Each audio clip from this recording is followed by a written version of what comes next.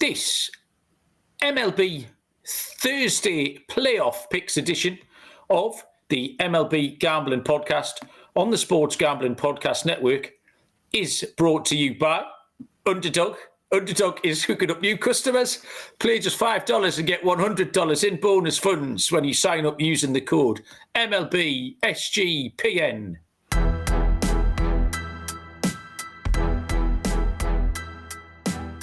Welcome, everybody, to the MLB Gambling Podcast on the Sports Gambling Podcast Network. My name is Malcolm Bamford, coming to you from Newcastle upon Tyne in the northeast of England. Today is Wednesday, October the 15th. We are here to cast an eye over the two playoff games scheduled for Thursday, October 16. Joining me from somewhere in New York is Mr. Dylan Rockford. D-Rock, how are you?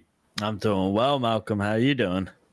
I am okay. I haven't done a baseball show for ages. I ended up with the back end of last week off the schedule and the front end of this week off the schedule, which means I missed 5 or 6 days. I've been very much on international football duty, Dylan.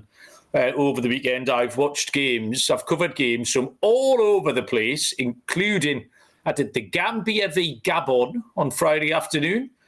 Much to tell me about the Gambia and Gabon, Dylan? I was just going to ask, what country is that? They're in Africa, Central Africa.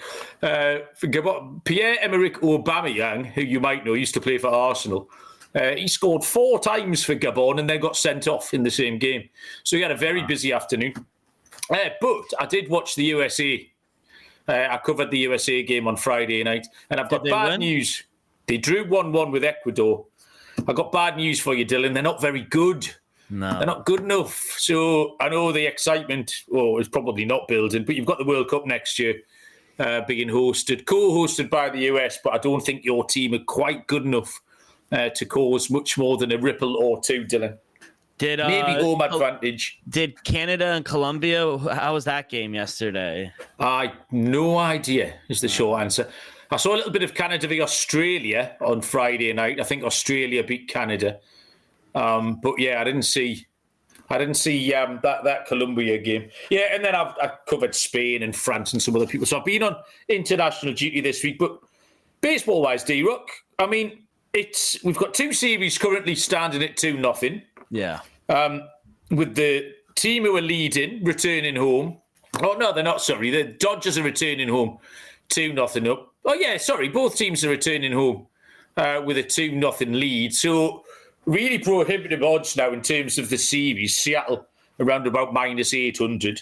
The Dodgers are minus 1,400 kind of thing. The Dodgers are as short as minus 180 or even shorter for the World Series. So what's your reading of where we stand as we speak, D-Rock? Yeah, I think both series have been good. Honestly, I really don't know what's been going on with Toronto. Maybe the little break hurt their offense because it just kind of went MIA after that Yankees series. So it's been unfortunate. The pitching really hasn't been there for Toronto as well. So it's been tough. But, Brewers, I thought were in game 1. I thought it was a really good game for game 1. Game 2 kind of got out of hand. Jackson Chourio led the game off with a home run, and you thought, wow, all right, maybe they're going to tie it, go back to LA 1-1. Both teams 2-0. Honestly, I feel more confident in the Brewers tying it or making it a competitive series as opposed to the Blue Jays right now. And I think that's kind of strange, if I'm being honest, just because I believe in the Brewers, and I think they're actually a really good overall team as opposed to Toronto, where we've seen some flaws throughout the season with this team, and I think it's coming to light now here in the playoffs. Yeah, we did think, even getting into the start of September, I was kind of expecting Toronto to maybe regress just a little bit, but they didn't. They held their nerve really well down the stretch. What surprised me most was that game 1 where it looked everybody just assumed Toronto. It was a great spot for Toronto. Seattle were coming off that marathon 15-inning game. Massive emotional spot for them. Toronto were well rested. They were told all the boxes ticked Toronto. And then they barely got a hit. And that surprised me. And then Seattle have turned the screw a little bit since then. The Dodgers the last thing anyone needed with the Dodgers pitchers to start going 9 innings, the starting pitchers, because we know the lineup is impossible virtually to keep quiet. We said it a couple of weeks ago. You need to pitch 9 clean innings, which is very tricky when you've got even the people down the bottom, whether it's Andy Paez or Kike Hernandez, we keep mentioning Will Smith. It's just relentless. And you needed to start picking apart the Dodgers pitching and getting into this bullpen. And the Dodgers have suddenly just gone old school. Blake Snell threw 8 innings, and then Yamamoto throws a complete game. In fact, to give Dave Rogers a nod as well, I actually think he learned a little bit from taking Blake Snell out that first time, because he didn't need to. Blake Snell was utterly in control. They took him out. They showed Roki Sasaki to the Brewers. Didn't quite work, and that game got closer than it needed to be. Game 2, he didn't make the same mistake again.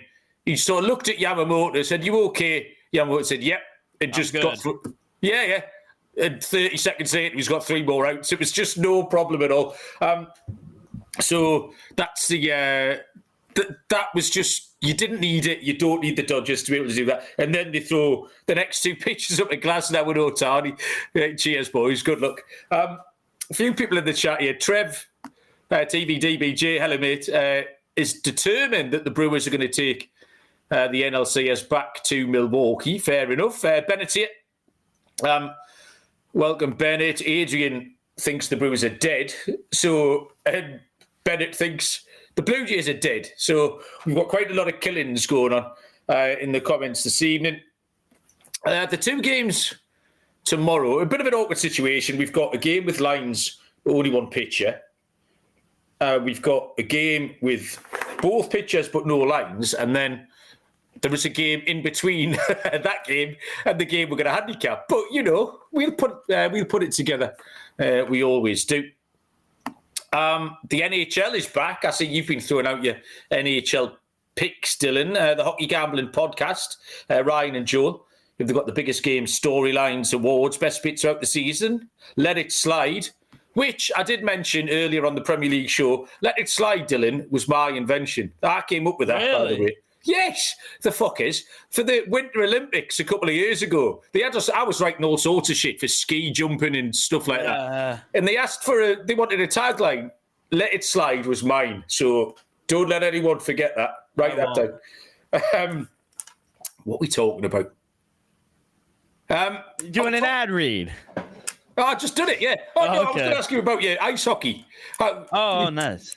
You did all right, didn't you, opening day? That's why you were touting early? Yeah, I had a good opening day. Honestly, first couple of days has been good. I love hockey. My dad's a huge hockey guy, and honestly, I just talked to him, and I watch hockey. Honestly, we have a couple TVs in the home. Obviously, the postseason's been on, but if it's not football, it's hockey on, and my dad's a huge Devil fan, so I usually get my, nuggets or insight from him. He's watched hockey for 30, 40 years. So, yeah, that's how I've been doing. But, I love hockey. It's a grind, just like baseball. I mean, 82 games a season. Okay. We're 165, so it's a grind.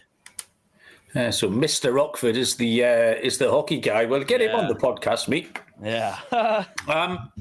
Before we go to Thursday's games, there was a game in a couple of hours, Toronto at Seattle, game 3. Shane Bieber v. George Kirby. Do you want a little live play on that game before we get into Thursdays, Dylan? What do you fancy? Yeah, for the game right now, I took Seattle, minus 132 at home. Just not a believer in Shane Bieber, if I'm being honest. George Kirby's been lights out. I also like the first 5 team total over 1.5. It's a little chalky at minus 140, but I do believe in this offense. We've seen, look at last game. They routed up for 10 runs, had 3 in game 1 as well. So offense has really turned it around despite playing that 15 inning game over the weekend. So yeah, I'm high on this offense. I think it's really turned it around. So yeah, I like first 5 over team total for the Mariners, and I like them on the money line. I think they go up 3-0. Yeah, I agree with you. That's a nice price. It was minus 130, and that's a really fair price, I think. And Bieber didn't last long at the Yankees. Only managed 8 outs.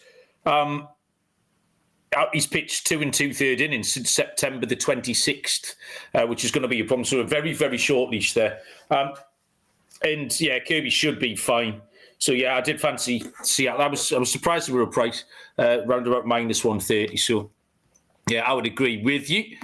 We'll get stuck into tomorrow's games after I'll let you know about mybookie.ag. Your place to bet on football and everything else. The prop builder second to none. Head to mybookie.ag, promo code SGPN for a 100% bet back bonus up to $500 for new customers. mybookie.ag, promo code SGPN. And we're brought to you by Novig, America's #1 sports prediction market. Novig is available in over 35 states. Download the Novig app, get $50 when you spend $5 if you use our code SGPN. Get in on the action with a Novig promo code SGPN. Thursday starts 6:08 Eastern.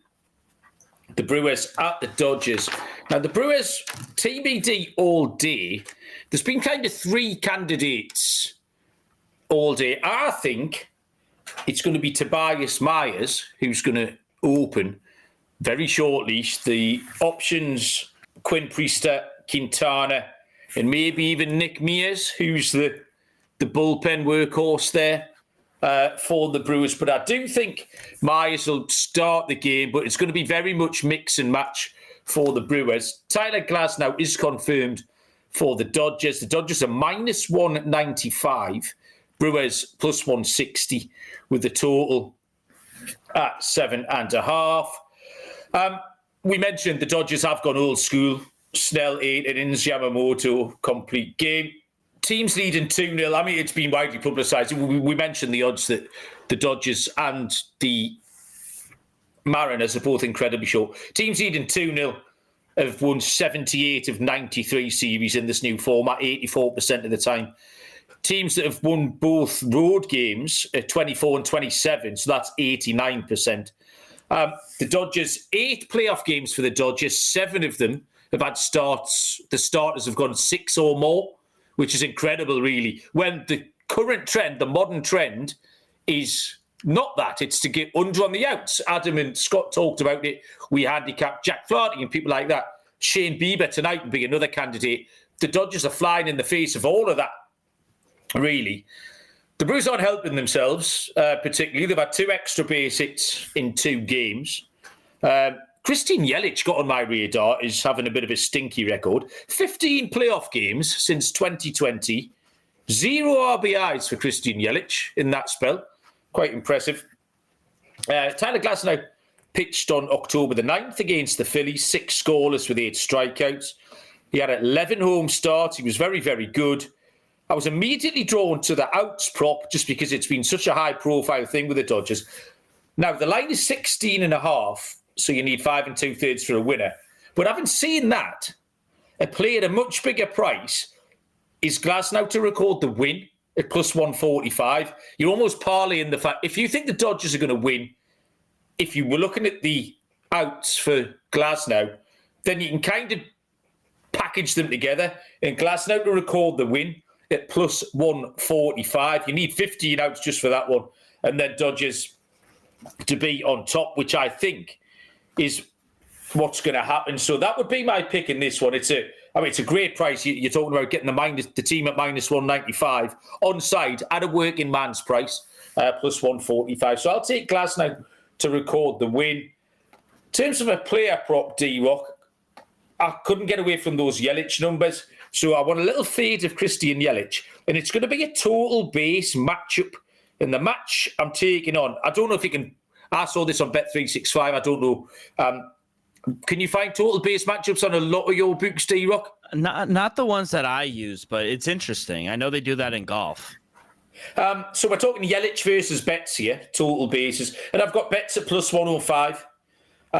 Yelich, just mentioned poor playoff numbers, but also 1 for 14 off Tyler Glasnow. So he doesn't see Glasnow particularly well. So Mookie bets at +105 to outbase, if that's a word. Christian Yelich would be a player prop for this one. D-Rock, what have you got? Yeah, Brewers, they've lost their last 9 road postseason games heading into Game 3 here in LA. So I think it might be over for them, Mal. I know it's a big number to lay with the Dodgers, but they're a wagon right now. And to be honest, Brewers bats they've just gone quiet. The last 4 games, the Brewers have scored a total of 5 runs. Even in their win versus Chicago in Game 5, they only scored 3 runs. So back-to-back games against this Dodger team. I actually made the Dodgers over a $2 favorite, and I can't believe we're getting plus money here on the run line. And that's where I'm going. -1.5 at plus 115. I see plus 120, so shop around. I just don't see how the Brewers will be able to get to Glass now. He hasn't given up a single run this postseason, only 4 hits, 10 strikeouts. And I know it's TBD. I think it might be Quintana, in my personal opinion, but I agree. I think they're going to piggyback off someone. I don't think they're going to go long. He really wasn't that good versus the Cubs, only went 3 innings. Dodgers are hitting really good at home, 289 this postseason. So I like the Dodgers. I think they win big here. I'll take them on the run line. As for a player prop, I was looking at our guy, Kike Hernandez, over 1.5 HRR at plus 130. I mean, all this guy does is get on base. He had 4 last game, 2 in Game 1 versus this Brewer team. He's gone over this in every playoff game except 1. He just gets on base. He finds hits. He scores runs. This guy is just a machine in the playoffs. So over 1.5 HRR for a guy that's gone over this in every game but 1 in the postseason. I just think this is a good look for Kike Hernandez.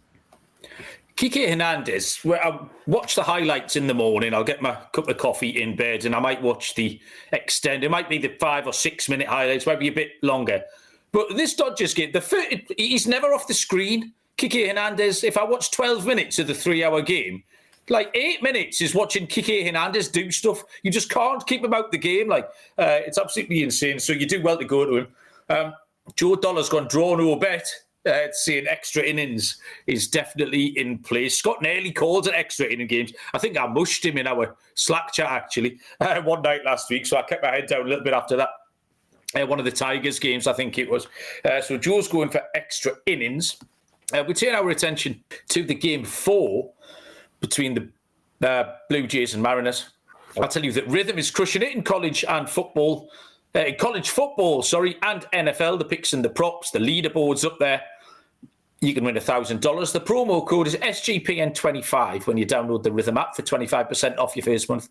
Download Rhythm and use the promo code SGPN25. And Underdog, a great place to play fantasy pick'em. Win up to 500 times your entry. The offer there, played $5, get 100 in bonus funds using the sign-up code MLB SGPN.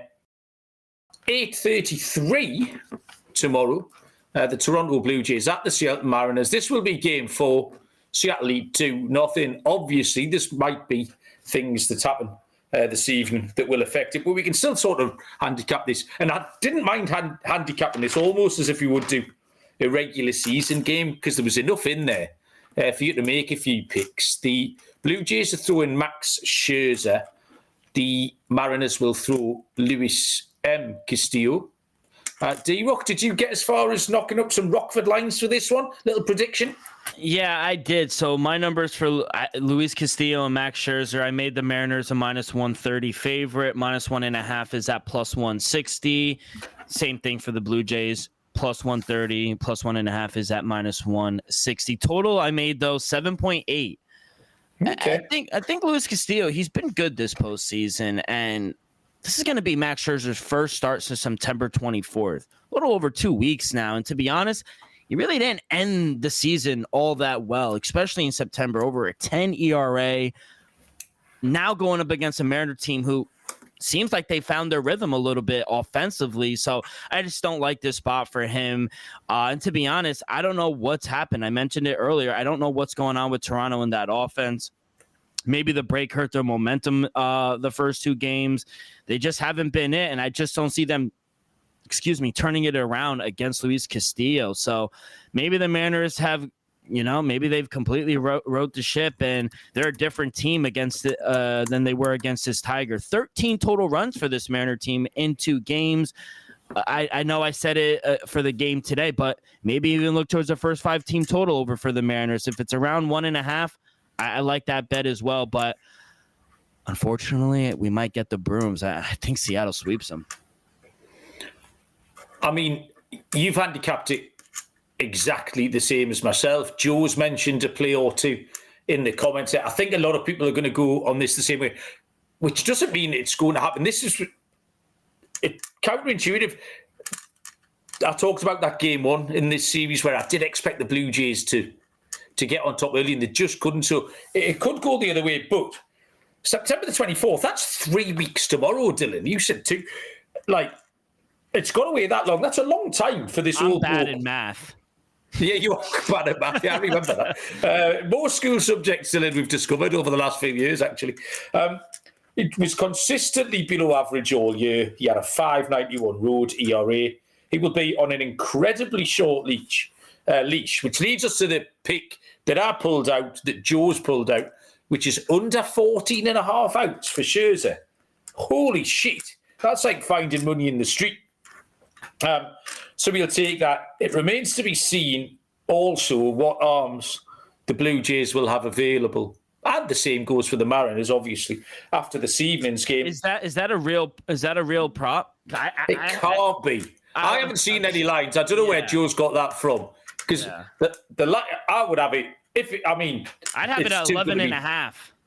Sorry? I'd have it at 11.5. I was going to say, I might even have gone like 9.5 or something, like not very long. So, Joe might be pulling our leg there because that would be life-changing, Joe.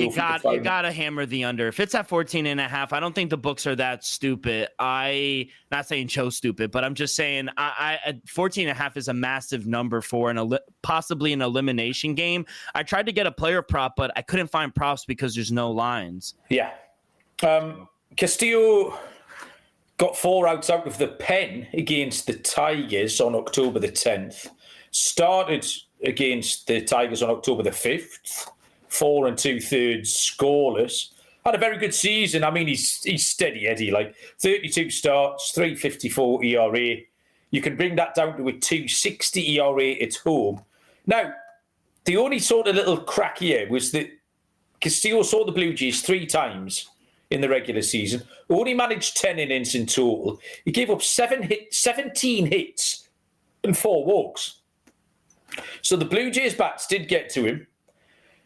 So overall, Seattle worthy favourites if that price comes out round about -130. Joe did make that lineup. You should be a bookie, Joe. Do you want to be my bookie? You give me that the price. lineup. Hey, I'll take the 4 if you're giving me a 4. Yeah, me too. I'll take it. Yeah, there's $500 in the post, Joe, from me and Dylan here. So if the price is somewhere near -130, Seattle, I think you're right, have to be a good price. Yeah. Under on the outs on both pitches, actually. Oh, okay. Because I do think the Blue Jays do seem to have Castillo's number, and again, Seattle will have arms available. And both team totals over as well. I think we can see runs. I'm happy to fade both pitches in this spot. So there was a load of bets I liked. In terms of players, the obvious one is Julio Rodriguez, who was 2 for 5 off Scherzer with a home run. But a couple of unsung. Polanco has been quite high profile actually in the playoffs. He's had a very good postseason. He is 2 for 8 off Scherzer, including a home run. But right down the bottom is JP Crawford. Oh, so good. Isn't he? And you never hear his name. He just gets on with it. He hides at the bottom of the lineup. Yeah, he's just a absolute glue guy, like invaluable. 3 for 7 with a walk off Max Scherzer. So over half a hit for JP Crawford, I think might be an option tomorrow. We'll see what goes on there. And I think, D-Rock, that's about as much as we can manage on this. Good effort. Yeah, I think JP Crawford, I took him for a single last week against the Tigers in that 15-inning game. He finally got there in the 14th inning. He finally got there, but he's been great. And honestly, it's unfortunate because I do think Aaron Judge is going to win the MVP, but I think it should be voted after the season. Like, what Kyle Raleigh's doing for this team is more than what Aaron Judge is doing for the Yankees or what he did for the Yankees. And he's lighting it up. I think he's hitting over 400 this postseason. If they make the World Series, I think me and you are the only ones on the network that took the Mariners to go to the World Series and win it. So you're right. Like the word value in there, as in the MVP, it means different things to different people. Mm-hmm. And you're right that the value of Cal Raleigh is different. We've been talking about, I don't drag it back to football, especially with Jews in the chat here. Newcastle were forced into selling their best player in the off-season this year to Liverpool, and it caused great gnashing of teeth and wailing amongst the people of Newcastle. But his value to us is proven to be a lot more than his value to Liverpool, where he went. Yeah. So you've got the cash value, which was $130 million, pounds, fucking dollars. Listen to me. You people have poisoned me. We sold him for £130 million. But to us, he was worth that. And to Liverpool, he hasn't been. So it is a relative thing. And that is the key word. The V in MVP is absolutely relevant. That's the most I've ever had to say about an award thing on baseball, because I normally just shut down when you start talking about it. Jorge Polanco as well. He's been really good for Seattle. Julio Rodriguez has kind of been okay, but Cal Raleigh's plus 750 to win ALCS MVP, I think it's worth a sprinkle. And Aaron Judge is 4-1 right now to win MVP. I think that's ridiculous, honestly. Little pizza bet. I mentioned last week, Dylan, that we talked about the little simulation game that I play, the little baseball sim that I play. I mentioned it sometimes. I was playing today, and the year's 2029, Dylan, and they've just lowered the bump in the off-season to increase offense. So there's something. There's a window into the future. Nice. I don't know. I have no idea. I just got the commissioner, the MLB commissioner, messaged me. I'm still managing the Nationals. Messaged me to say that they've lowered the bump from 2029 onwards. So there you go. Next thing you know, they're going to tell you, hey, we're doing robots for umpires. We haven't had that yet. Funny business. So there you go. Right. Thanks, mate. That was fun. Short and sweet. We did our best. Baseball's on too late for me, so I will have to catch up over my coffee in the morning. Keep an eye on the schedule, which I think is now going to be Friday, myself and you, Dylan. Yes. Something like that, anyway. Yeah, we'll sort it out. Keep an eye on the schedule for the shows upcoming. It's very movable in the playoffs, as we say. Thanks to the lads who joined us in the chat. We appreciate it. Good luck with your bets. Enjoy the games, and we'll see you down the road. Cheers.